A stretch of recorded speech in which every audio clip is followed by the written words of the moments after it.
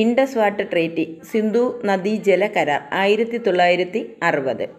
സിന്ധു നദീജല കരാർ ഒപ്പുവയ്ക്കുന്നത് 1960 സെപ്റ്റംബർ 19 കറാച്ചിയിൽ വെച്ച്.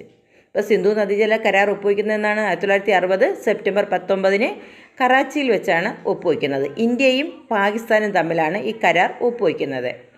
ആരൊക്കെ തമ്മിൽ? ഇന്ത്യയും പാകിസ്ഥാനും തമ്മിലാണ് സിന്ധു നദീജല കരാർ ഒപ്പുവയ്ക്കുന്നത്. അതായത് ഇന്ത്യയുടെ പ്രൈം മിനിസ്റ്ററായിരുന്ന ജവഹർലാൽ നെഹ്റുവും പാകിസ്ഥാൻ്റെ പ്രസിഡൻ്റായിരുന്ന അയൂബ് ഖാനും തമ്മിലാണ് ഈ കരാർ ഒപ്പുവയ്ക്കുന്നത്. ഇന്ത്യയുടെ പ്രൈം മിനിസ്റ്ററായിരുന്ന ജവഹർലാൽ നെഹ്റുവും പാകിസ്ഥാൻ്റെ പ്രസിഡൻ്റായിരുന്ന അയൂബ് ഖാനും തമ്മിലാണ് ഈ കരാർ ഒപ്പുവയ്ക്കുന്നത്. ഇതിന് മധ്യസ്ഥത വഹിച്ചത് ലോക ബാങ്കാണ്, വേൾഡ് ബാങ്കാണ് ഇതിന് മധ്യസ്ഥത വഹിച്ചത്. 6 നദികളുടെ ജലം എങ്ങനെ ഉപയോഗിക്കണം എന്നതിനെക്കുറിച്ചുള്ള കരാറാണിത്. 6 നദികളിലെ ജലം എങ്ങനെ ഉപയോഗിക്കണം, അതായത് എങ്ങനെ പങ്കിടണം, ഇന്ത്യയും പാകിസ്ഥാനും തമ്മിൽ എങ്ങനെ പങ്കിടണം എന്നതിനെക്കുറിച്ചുള്ള കരാറാണ് ഈ സിന്ധു നദീജല കരാർ. അതായത് 6 നദികളെന്ന് ഉദ്ദേശിക്കുന്നത് സിന്ധു, ചലം, ചിനാബ്, രവി, ബിയ, സത്ലജ്. ഏതൊക്കെയാണ്? സിന്ധു, ചലം, ചിനാബ്, രവി, ബിയ, സത്ലജ്.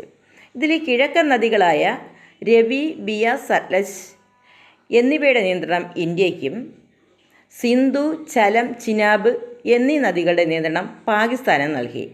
എങ്കിലും പാകിസ്ഥാന് ഈ സിന്ധു, ചലം, ചിനാബ് എന്നീ നദികളുടെ നിയന്ത്രണം നൽകിയെങ്കിലും ഇന്ത്യയ്ക്ക് ഒരു പരിമിതമായ അളവിൽ അതിലെ ജലം കൃഷിക്കും ഉൽപ്പാദനത്തിനും ഉപയോഗിക്കാൻ അനുവാദം നൽകിയിട്ടുണ്ട്.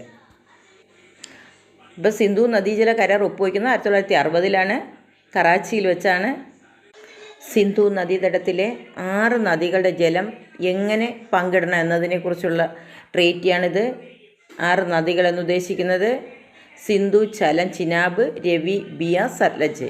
കിഴക്കൻ നദികളായ രവി, ബിയ, സത്ലജ് എന്നിവയുടെ നിയന്ത്രണം ഇന്ത്യയ്ക്കും പടിഞ്ഞാറ് നദികളായ സിന്ധു, ചലം, ചിനാബ് എന്നിവയുടെ നിയന്ത്രണം പാകിസ്ഥാനും നൽകി.